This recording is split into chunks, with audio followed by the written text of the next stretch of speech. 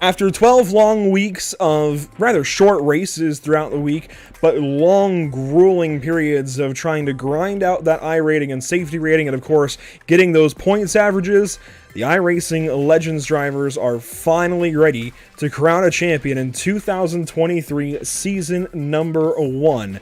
Parker Retzlaff, Daniel Folds are the only two in contention at this point, and it's still a wide gap atop the points. We'll talk about that and a whole lot more tonight as we descend on Stafford Motor Speedway for round 12 of Pain-Built Legends action this season.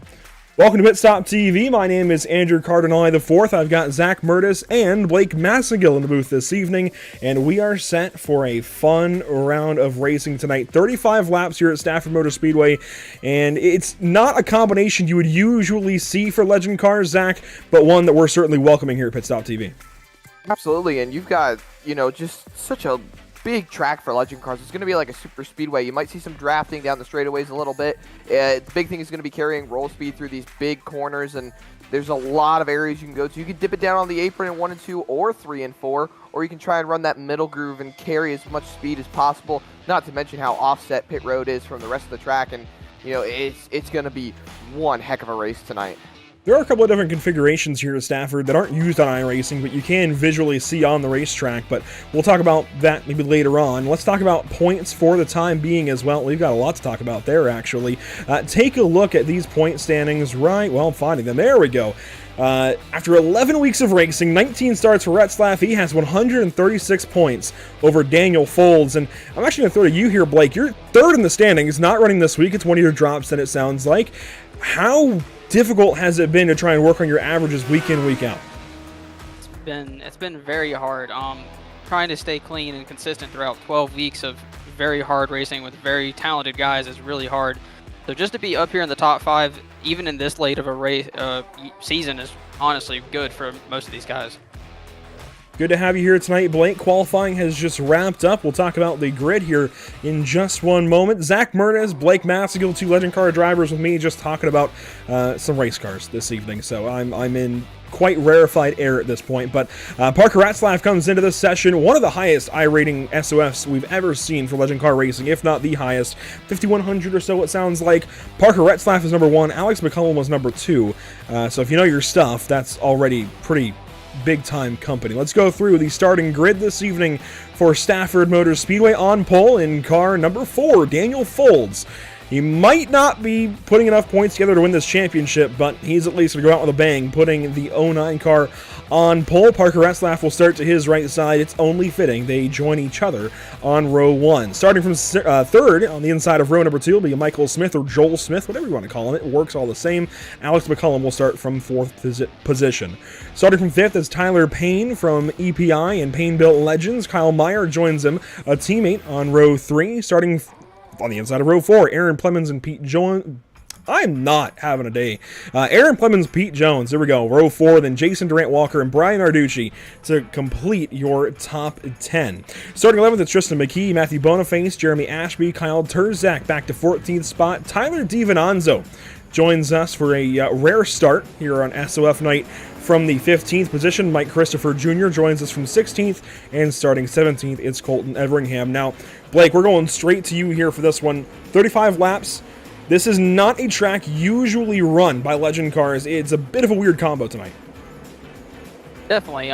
We've came here before. A lot of these guys will have experience here running this type of style track, but the real key here is just going to be trying to stay clean. I mean, 35 laps here can be very tough, and especially turns 1 and 2 is arguably the most toughest corner here, so staying clean through that corner will be the biggest goal. Weather conditions for this race, Zach, 83.5 degrees in the air. It's not too much warmer on the racetrack, but that's still pretty toasty for Stafford, Connecticut. Oh yeah, I mean, you know, you're up here in the north, you'd expect it to be a little bit colder, but track temp 86. It's not going to be too slick. It's going to be a little grippy, but these guys are still going to be sliding around a little bit, especially these small cars carrying so much speed through these big corners. I would be surprised not to see a few cars step out a little bit, but I'm going to keep my eye on these front runners, see how they do. I know a lot of guys are up front here. They got a lot of legend experience, even in real life, so we're going to see how things go and turn out tonight. Let's see, out of turn number 4, green flag is going to fly. We are racing already here at Stafford Motor Speedway. Green flag, 35 laps to settle the season.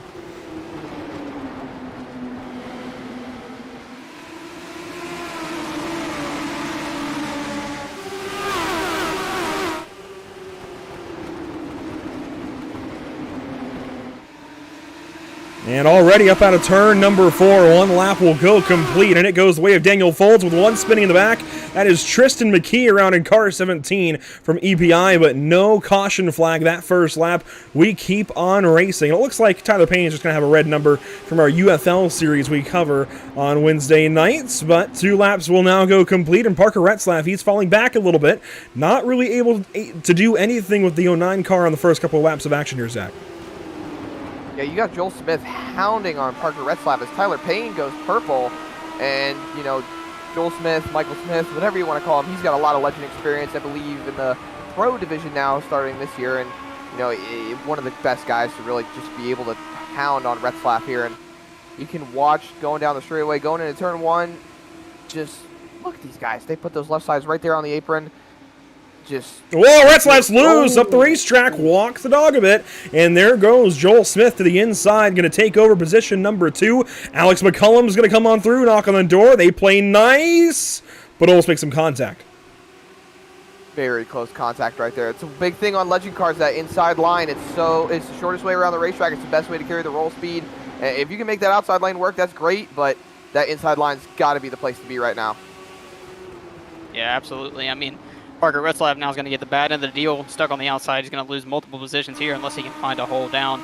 But nobody's going to be relenting. It's the only way to start moving forward is, you know, holding that bottom. Here comes Plemons making a move. And he will go by Retzlaff at least for now. And we've seen this before. I think back to Langley, actually, where Tyler Payne had a fantastic run on SOF night. Actually really looked like he could have won the race or at least gotten top 3 with you guys up front. Or I guess we can't talk about how that race went for you. I'm going to rub that one in, Blake. But, no, Tyler went forward. He just got caught on the outside on one of the last restarts, Zach, and went back quick. I mean, he went from like 3rd or 4th spot to 9th or 10th and finished, I think, outside of the top 10 in that race or close to it. It's weird how quickly you can get freight trained and find no hole. It's the unfortunate result of short track racing sometimes. You just get stuck on that outside line, and if there's no momentum up there, you're not going to be able to carry it, and you're just going to end up falling back all the way. And, you know, one thing you just find out quickly is just how far back you can drop, and it's best to just try to find a way to get inside, get to that bottom line, and, well, just pick and choose your battles. Yeah, so far everybody's looking good. Single file right now. Alex McCollum actually had the fastest lap last time by, so he seems to be making good. Now Narducci has the fastest lap. So we're starting to see some speeds from these guys. On board here with Brian Narducci, a home track for him as he comes out of New England. Followed Aaron Plemons on by the 1 car of Retzlaff. And now it looks like Jason Durant Walker and Kyle Meyer are doing some battle. Meyer losing a spot. That'll open up the door for Matthew Boniface to join the fight, but I think considering those guys are PBL teammates, they'll play nicely. And, you know, Blake, obviously this season brought to you by Payne Built Legends. I know you come from a competitor, but how about that kind of team aspect, trying to work with each other and not ruin each other's race when you find each other nose to tail? Well, I mean, when you think about it like this, when you're fighting a teammate, you're losing time to the potential guy in front of you. So if you want to think on the teammate side of things, if that guy is slower than you and he lets you go, I mean, that's good. But if you're going to sit there and fight, you're wasting time for both of you. We'll have 11 laps complete this time by. Daniel Folds still leads the way. It's Joel Smith and Alex McCullum sitting in 2nd and 3rd. Tyler Payne not far back in 4th spot. Plemons in 5th. And this is a bit of a detour from what we've seen, I think, a lot this season. We've seen a lot of side-by-side racing up front. Obviously, rounds like Langley, we've seen more single-file racing, Zach. When do you have to try to make some moves? So the track just got real shady. I think the temp's going to fall a little bit.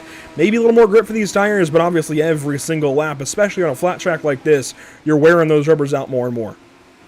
Absolutely, and one big thing you don't want to do is dip all of your tires down onto that gray section in that apron of the racetrack. It's going to wear them out so much more. You just want to be able to find where the grip is, stay there for right now, and just really don't waste your time on just unnecessary things on the racetrack. Just do what you can to keep your momentum up, and if it can carry you forward, then just try to find where you can go with it and just stick with it. Yeah, love these.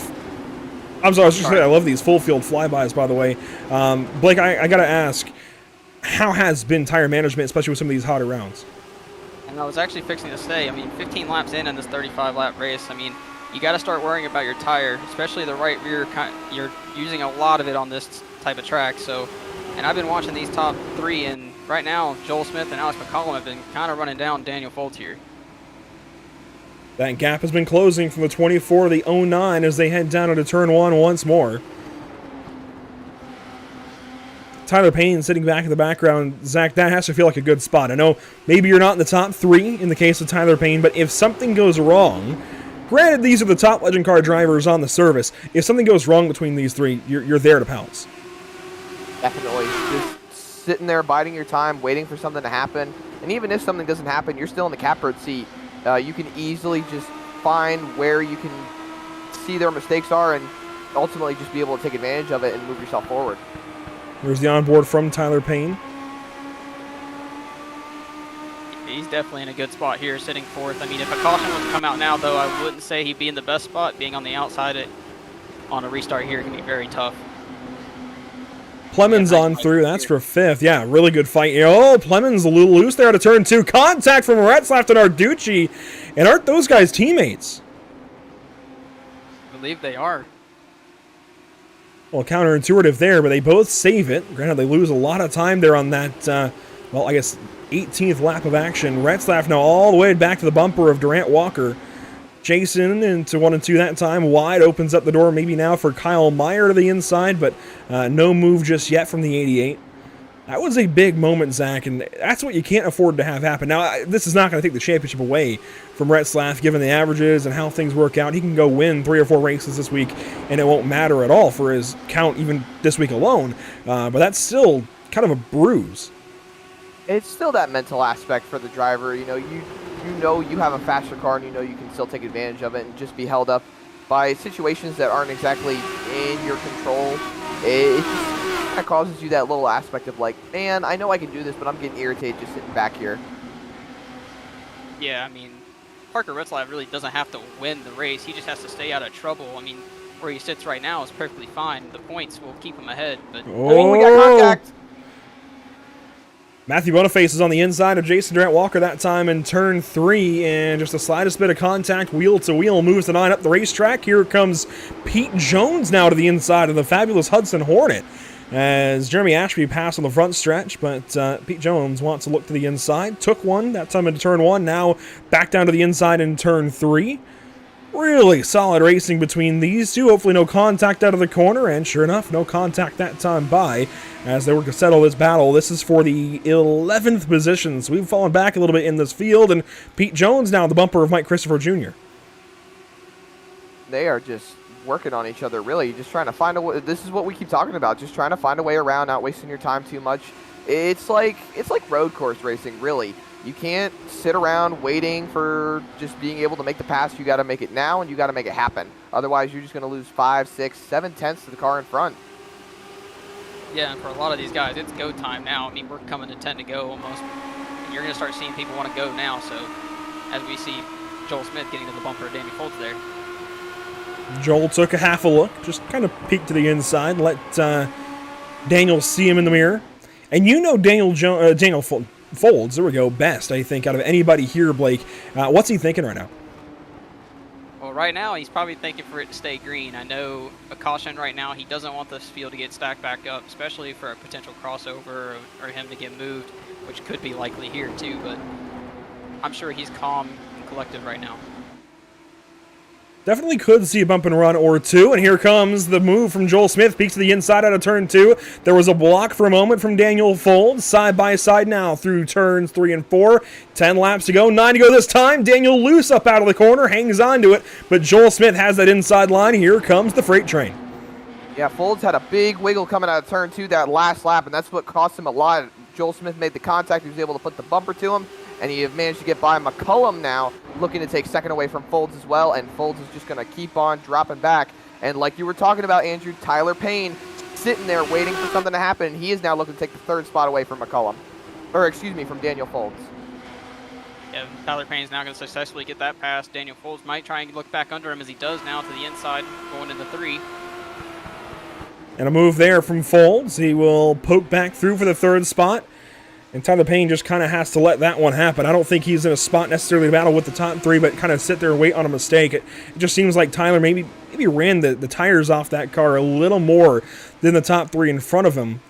That, or he's just fooling us and saving this tire for the last couple of laps here to fight with Daniel Folds. But that was a really easy kind of just give up the spot and let Daniel go on through.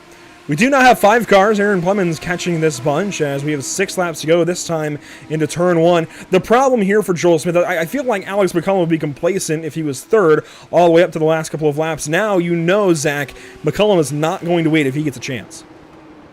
Yeah, I've never had the opportunity to race with Alex McCullum when it came to Legend cars, him being in pro class, I being in semi-pro class. But from what I've seen, I know he can be a little bit aggressive when it comes to trying to get back to the front. And, you know, I don't think he's going to sit around and wait. I think come the next couple laps, he's going to try to do it. But Daniel Folds is taking a look to try and take that second spot back.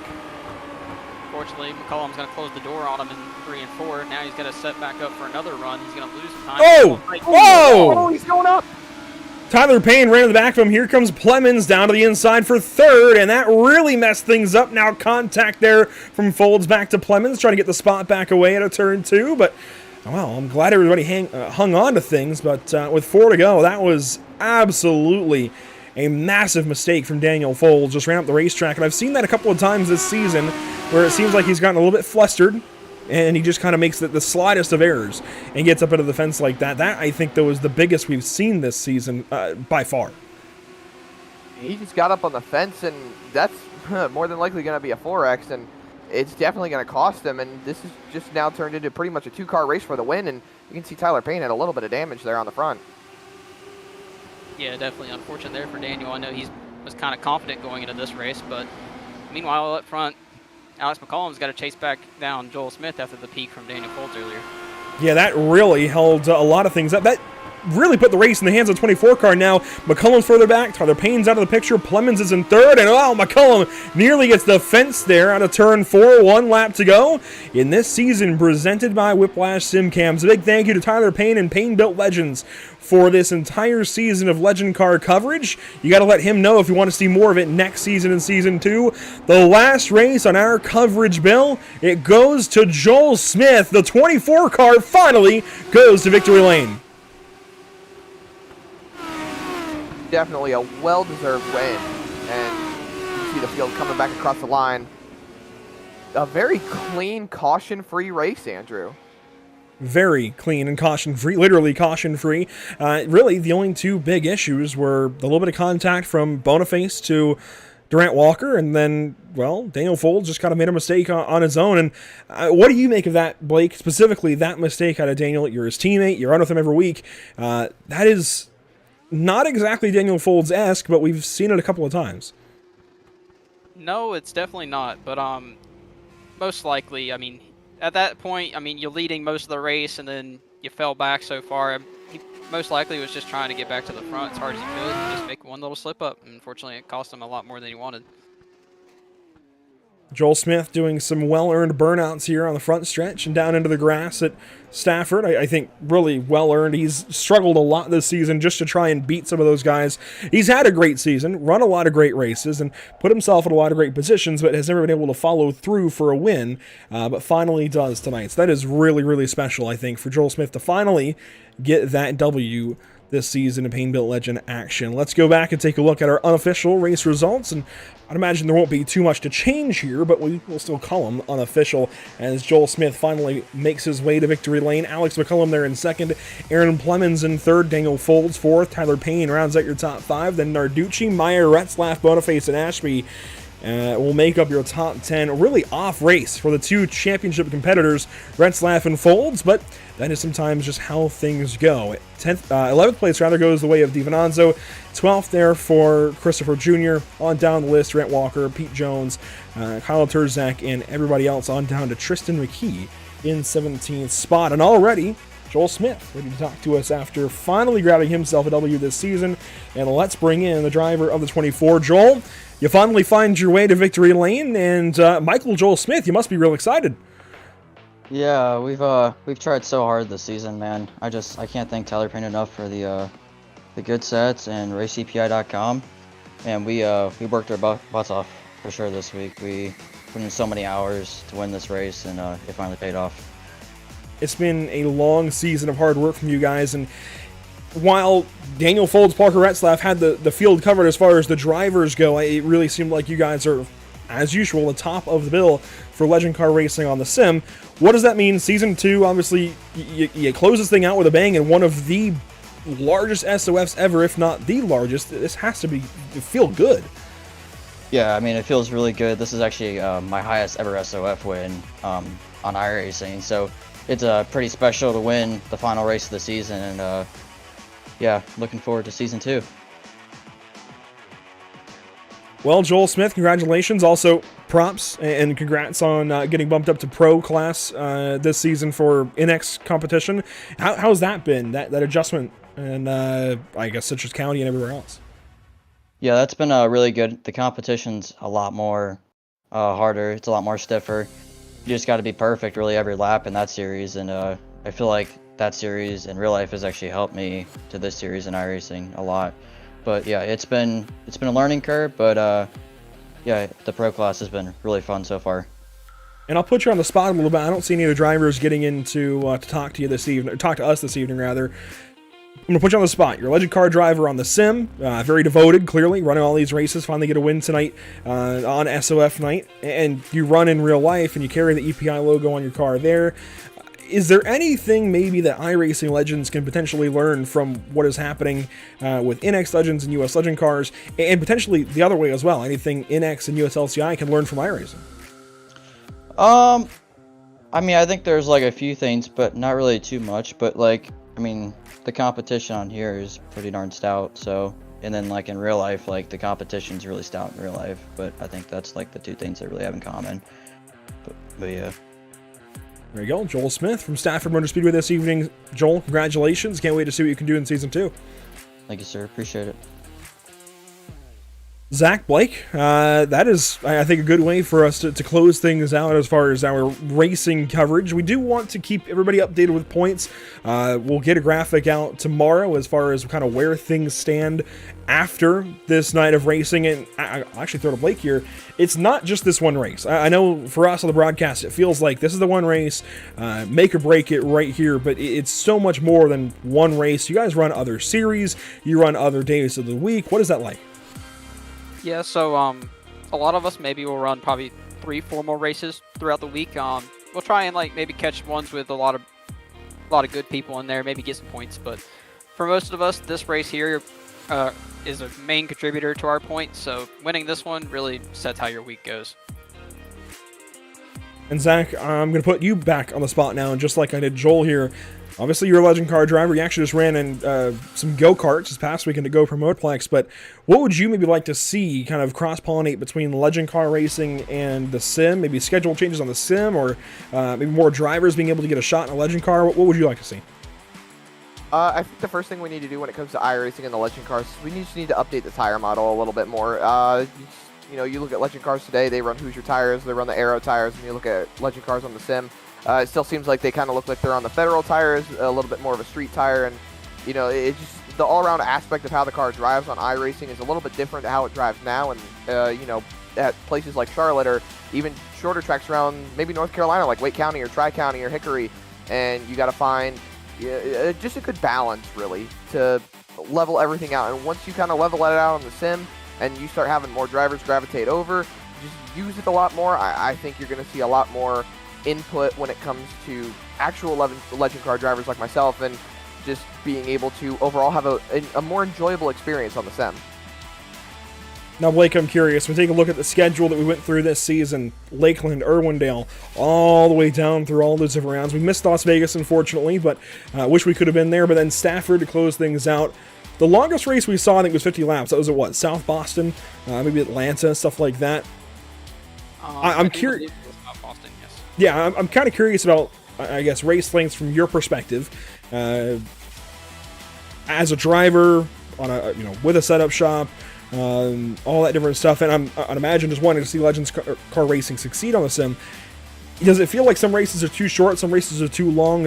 I'm kind of curious because no disrespect meant to anybody who sets any kind of schedule. I don't want to get into any of that, but it's interesting to see and just always. I want to have thoughts here. I don't know if we're going to get to cover this series again next season.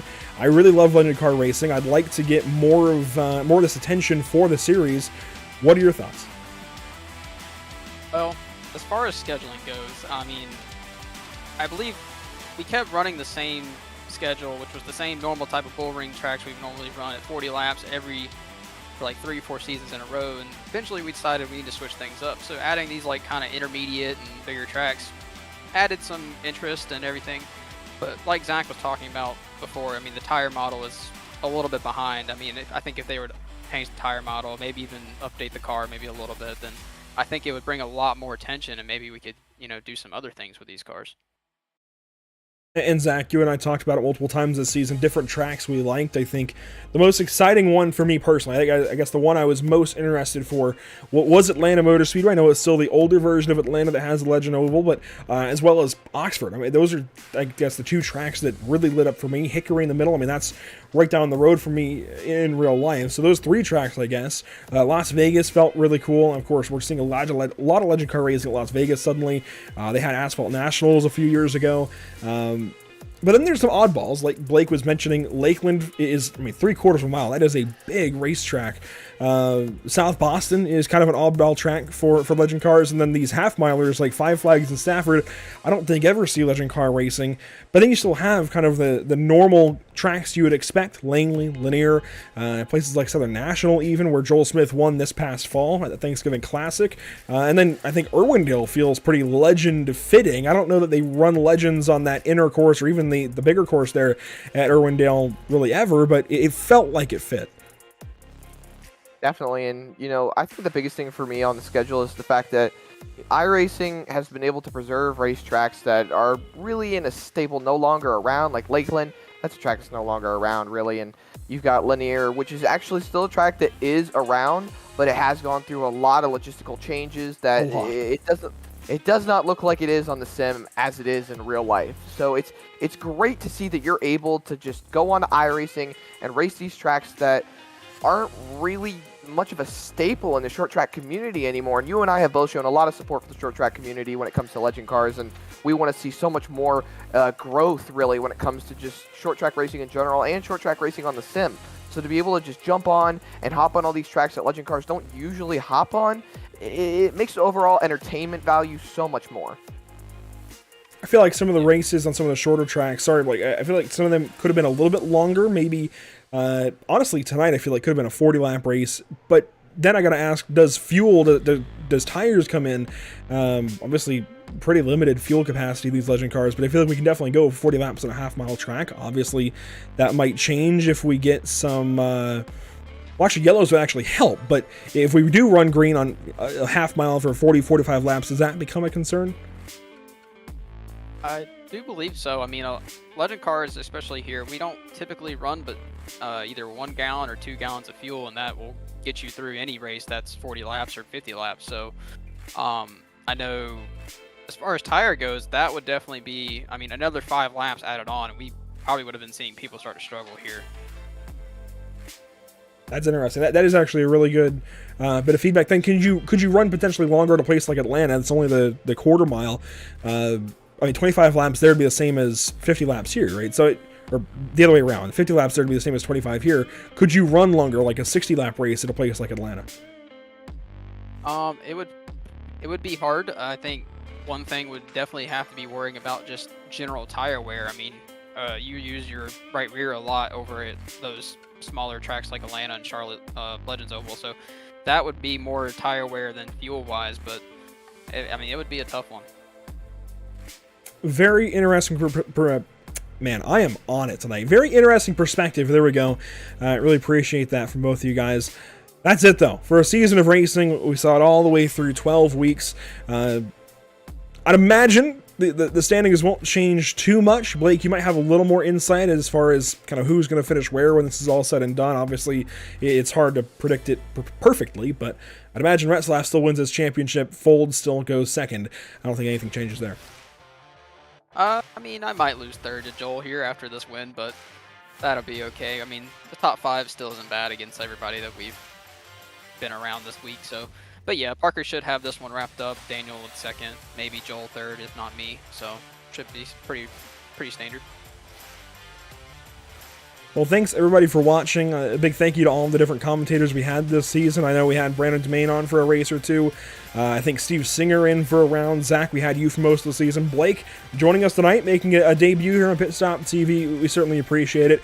A big thank you to all of our partners here at Pit Stop TV, sticking with us through all of this.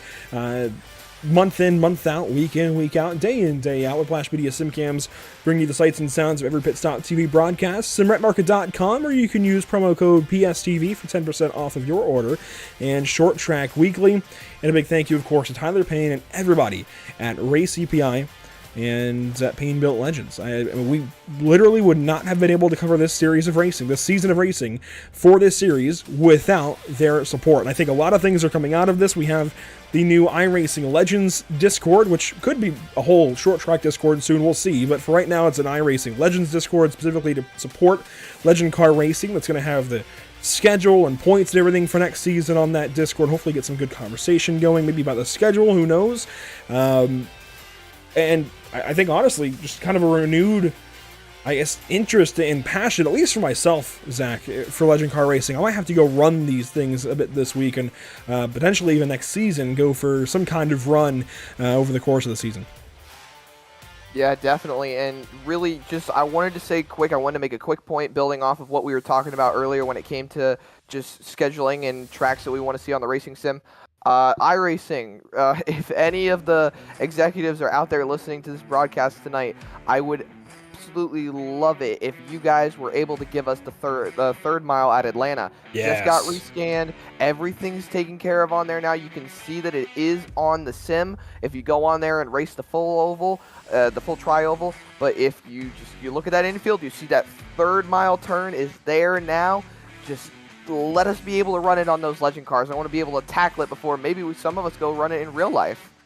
There's a lot of tracks that would be cool to have added to the sim, or I guess really just tweaked. I know the Legends road courses at Charlotte, the start-finish line is kind of in a weird spot, but yeah, a lot of things would be cool, but all for hypotheticals. Maybe we can have a podcast or something at some point and bring Blake in, maybe even Daniel, and who knows who else, but that'll do it. Season of racing, it's always difficult to wrap up these seasons. I always find myself kind of struggling for words, stumbling over myself when I just try to wrap up whatever we've seen over the course of a full season of racing into just a few short words. So we'll just leave it at that. That is that for this season of racing. Follow along on Pit Stop TV for some updates as far as points.